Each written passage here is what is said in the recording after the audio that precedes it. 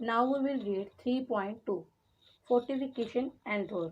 Fortification and road मतलब जो Vijayanagar empire था उसकी किले बंदियाँ और उसकी सड़कों के बारे में हम पढ़ेंगे। Before we examine the different part of the city in detail, let us look at what enclose them all.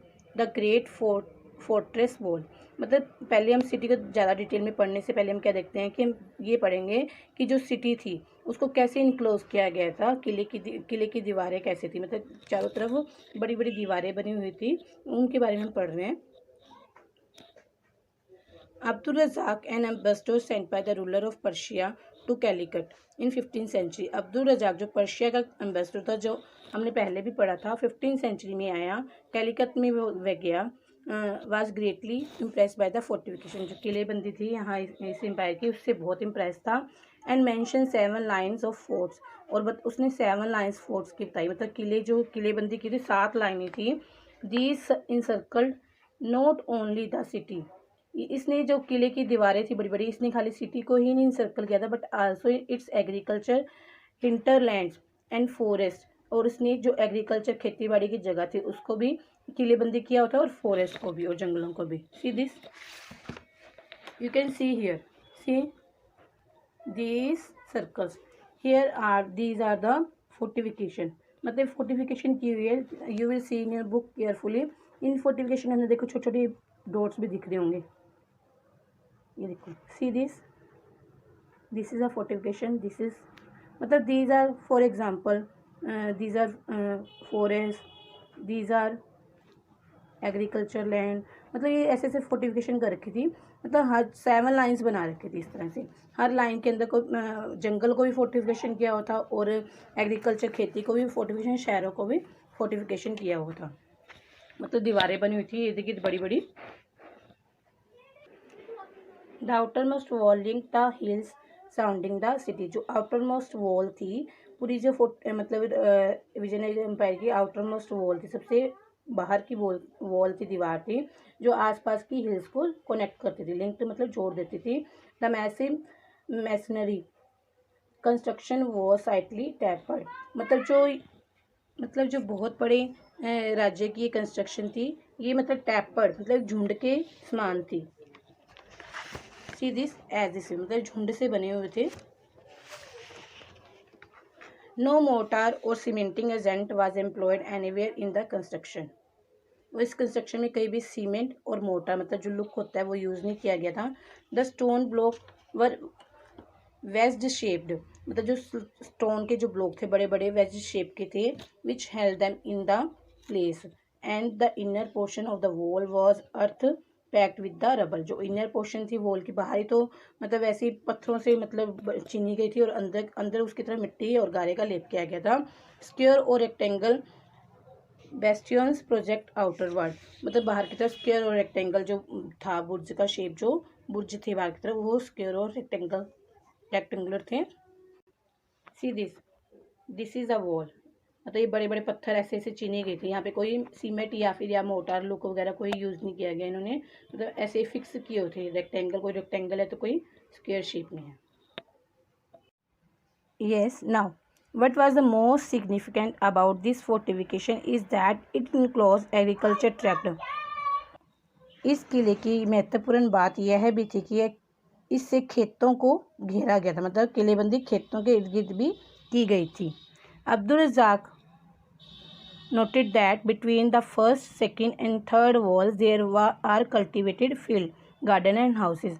Abdul Razzaq का क्या कहना था, पहले 3 वॉल्स के अंदर तो मतलब कल्टिवेटेड फील्ड, गार्डन और हाउसेज थे। And the Paes observe, Paes क्या कहता है, from this circle until you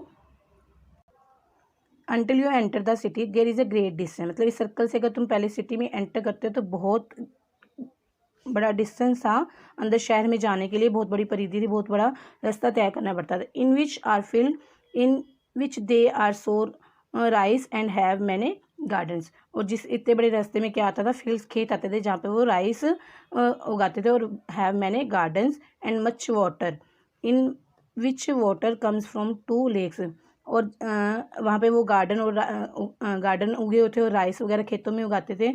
और वहाँ से पानी जो दो लेक से वहाँ पर पानी आता था। This statement have been corroborated by the present day archaeologist, मतलब आज के जो आर्कियोलॉजिस्ट हैं उनके द्वारा भी इस बात की कोरेबोरेट मतलब पुष्टि की गई है। उन्होंने भी ये बताया है who have also found evidence of an agriculture track between the sacred centre and the urban core, जिसे कि जिन्होंने देखा कि उन्हें भी एविडेंस मिले एग्रीकल्चर के, जो कि कहाँ पे किसके बीच में थे, सेक्रेड सेंटर मतलब राज्य के सेंटर और शहरों के बीच के में जो एग्रीकल्चर खेत उगे थे उसके एविडेंस भी मिले। और ये आर्कियोलॉजिस्ट ने भी इस बात की पुष्टि की है। This track was service by N elaborate canal system drawing water from Tungabhadra, और जो ये खेती बाड़ी जो एग्रीकल्चर की जो इतना बड़ा स्थान था वो तुंगभद्रा रिवर के द्वारा लाए गए पानी के द्वारा वो इरीगेट किया जाता था। Why do think agriculture tract were incorporated with the fortified area, मतलब जो एग्रीकल्चर ट्रैक था खेती बाड़ी का इलाका था वो क्यों किले से घेरा गया, मतलब फोर्टिफाइड किया गया। Often the objective of medieval sieges, मतलब मेडिवल मध्यकालीन जो घेरे लगते थे उनका ऑब्जेक्टिव क्या होता था, was to starve the defender into submission, defenders को भूखा मार देना और उनको आत्मसमर्पण के लिए विवश कर देना। These sieges could last for several month and sometime even year, जो घेरेबंदी चलती थी काफ़ी महीनों तक भी चलती थी और कई बार साल भी लग जाते थे। Normally ruler try to be prepared for such situation by building large granary within the fortified areas, इसलिए राजा क्या करता था, जो फोर्टिफाइड एरिया होता था उसके अंदर ही मतलब अनाज को प्रोटेक्ट करने के लिए ग्रेनरी बना लेता था। मतलब ग्रेनरी जो होती है एक store house of seeds, store house of food. The ruler of Vijayanagar adopted a more expensive and elaborate strategy of protecting the agriculture belt itself, जो विजयनगर एम्पायर के रूलर थे मतलब कि उनके पास बहुत ज़्यादा एलेबरेट स्ट्रेटजी थी और एक्सपेंसिव मतलब बहुत खर्च करते थे, एलेबरेट स्ट्रेटजी अपनाते थे एग्रीकल्चर मतलब प्रोडक्ट को प्रोटेक्ट करने के लिए, खेती बाड़ी की चीज़ों को प्रोटेक्ट करने के लिए, ताकि किसी भी समय आसपास से कोई घेराबंदी कर दें उनके किले को, उनके राज्य को घेराबंदी करें ताकि वो भूखे न रह सके। इसलिए उनका मेन उद्देश्य क्या था, एग्रीकल्चर को फोर्टिफाइड करना, मतलब फोर्टिफाइड किया होता था एग्रीकल्चर तो उनके राज्य के अंदर ही रहता था और वो किले आसपास दीवारें बहुत बड़ी बड़ी होती थी ताकि उनका जो अनाज है प्रोटेक्ट हो सके, ताकि कोई आक्रमणकारी कभी कोई बाहर से घेरा कर दे तो अंदर के लोग भूखे ना मर सके। ये हमने क्या पढ़ा कि जो किलेबंदी की हुई थी पहले राउंड में क्या था, पहले राउंड में एग्रीकल्चर एरिया था, then second line of fortification went around the inner core of the urban complex. अब शहरी जो केंद्र होता था, शहर बसे होते सेकेंड फोर्टिफिकेशन में, दूसरी जो किलेबंदी थी दूसरी मतलब जो बड़ी बड़ी दीवारों के अंदर शहर बसे होते। Then a third line surrounded the royal centre within which is set of major building व surrounding by its own high wall, मतलब उसके बाद जो थर्ड बेल्ट जो दीवारों की तीसरी बेल्ट थी उसमें रॉयल सेंटर था, राजा का केंद्र था, राजकीय केंद्र था, राजा के घर होते थे वहाँ पर, और वहाँ पर मेजर बिल्डिंग बड़ी बड़ी मेजर बिल्डिंग होती थी जिनकी by surrounding by its own high belt, जिनकी अपनी ही वॉल्स, जिनकी जो बड़ी बड़ी मेजर बिल्डिंग होती थी उनकी खुद की भी बड़ी बड़ी वॉल्स होती थी। The fort was enter through well guarded gates which link the city to the major roads, मतलब जो फोर्ट होते थे उनके अंदर जाने के लिए वेल गार्डेड बहुत अच्छे गेट बने होते थे, बड़े बड़े गेट होते थे जो कि मेजर रोड के द्वारा सिटी से कनेक्ट होते थे। Gateways for distinct agriculture feature that often defined the structure of which they regulated access, जो गेट बने होते थे आर्किटेक्चर के बहुत अच्छे नमूने थे जो कि मतलब बहुत सारे मतलब जो आने जाने के लोगों को कंट्रोल रेगुलेट करते थे, मतलब कि एक साथ बहुत सारे लोग इकट्ठे वहाँ पे नहीं जा सके क्योंकि बहुत ही अच्छे गार्डेड गेट होते थे, मतलब कि बहुत सोच समझ के लोगों को अंदर आने दिया जाता था। The arch on the gateway leading into the fortified settlement as well as the dome over the gate are regarded as typical feature of the architectural introduce by Turkish sultan. अब जो आर्च थी इनकी gate की arch थी मतलब arch shape जो बनी थी, see this is a gateway of fortification wall, this is a arch and this is a dome, मतलब ये तुर्किश सुल्तान के द्वारा बनाई गई थी, इस तरह की शेप इन्होंने दी थी। ये जो था उस समय इस्लाम धर्म आ गया था भारत में, उन्होंने अपने हिसाब से यहाँ पे बनाना शुरू कर दिया था किलों को। तो ये arch, this is a arch and this is a dome. Art historian refer to this style as Indo Islamic. Historian, जो आर्ट के हिस्टोरियन थे, वो क्या कहते हैं, इंडो इस्लामिक स्टाइल था। As it grew continuously through interaction with the local building practice in different region. Indo Islamic का मतलब कहता है जो भारत की कला पहले थी और इस्लाम, जो लोग इस्लाम धर्म आ गए थे, उनको मिला के जो उनके इंटरेक्शन से जो कला बनी थी, उनको इंडो इस्लामिक बोलते हैं। तो हिस्टोरियन के आर्ट हिस्टोरियन क्या कहते हैं कि ऐसा लगता है कि ये स्टाइल जो था इंडो इस्लामिक था, मतलब इंडो इस्लामिक स्टाइल से ये जो बिल्डिंग्स बनी हुई थी। Archaeologist have studied road with in the city and those leading out from it. Archaeologist ने अब रोड्स का भी स्टडी किया, रोड्स को भी देखा, उनके बारे में पढ़ा, उनके बारे में खोज वगैरह की, जो कि रोड्स क्या थे, within the city, city के अंदर भी जाती थी, and those leading out from it, और सिटी से, शहर से बाहर भी जाती थी। These have been identified by tracing path through gateways as well as by finding the pavement. मतलब जो रोड्स थी ये गेटवे से होकर निकलती थी और बाहर की सड़कों में भी जुड़ जाती थी। Road generally wound around through the valleys avoiding Rocky terrain. मतलब पहाड़ों के बीच, वैलीज के इर्द गिर्द ये रोड्स जो बनी हुई थी, मतलब घाटियों के इर्द गिर्द रोड्स बनी हुई थी, पहाड़ी रास्ते में भी। Some of the most important road extended from temple gateway and were linked by bazaar. मतलब जो ये कुछ रोड्स थी जो टेम्पल की तरफ भी जाती थी, मंदिरों की तरफ भी जाती थी, जिसके दोनों तरफ क्या होते थे, बाजार होते थे। इन रोड्स के, जो मंदिरों की तरफ रोड जाते, दोनों तरफ बाजार भी होते थे। This is a gopuram, this is a gopuram, this is a temple. Now 3.3 the urban core. शहरी केंद्र हम पढ़ने जा रहे हैं अब, शहरों के बारे में।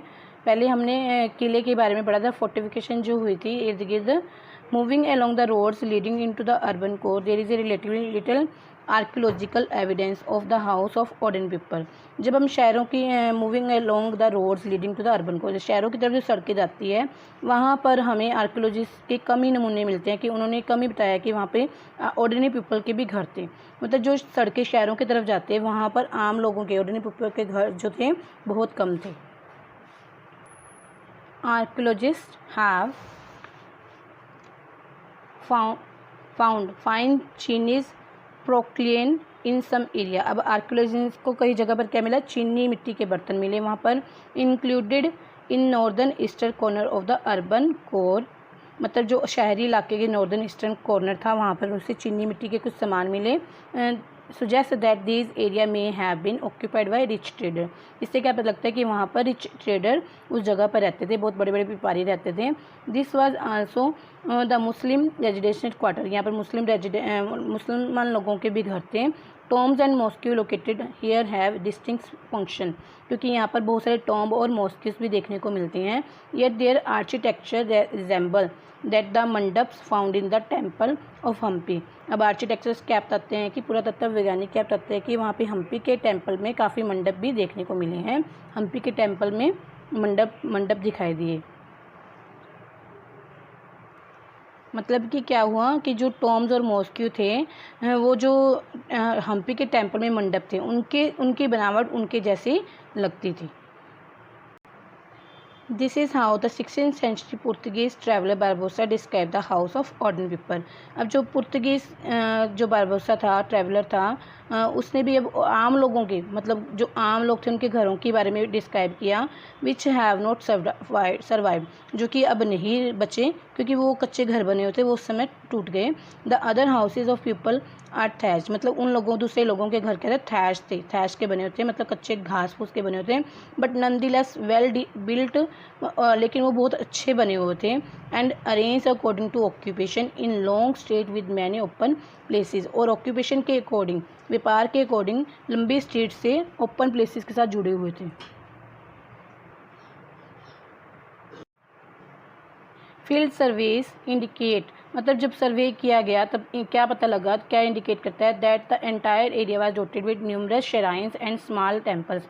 जो एंटायर एरिया था वहाँ पे न्यूमरस श्राइन थे और स्मॉल टेम्पल, छोटे छोटे मंदिर भी थे, श्राइन भी थे, जो पूजा स्थल होते हैं वह थे। Pointing to the prevalence a variety of cult, जिसमें वो क्या पॉइंट करते हैं कि बहुत सारी पूजा प्रणालियों को वो मतलब प्रिवेलेंस करते हैं, मतलब कि बहुत सारी पूजा प्रणालियों को मिलाकर ये जो टेम्पल और श्राइन बने हुए थे पर have supported by different communities. इससे पता लगता है कि उस एरिया में बहुत सारे अलग अलग तरह की कम्युनिटीज़ रहती थी, अलग अलग तरह की उनकी पूजा प्रणाली थी, जिससे हमें वहाँ स्मॉल टेम्पल और श्राइन नज़र आते हैं।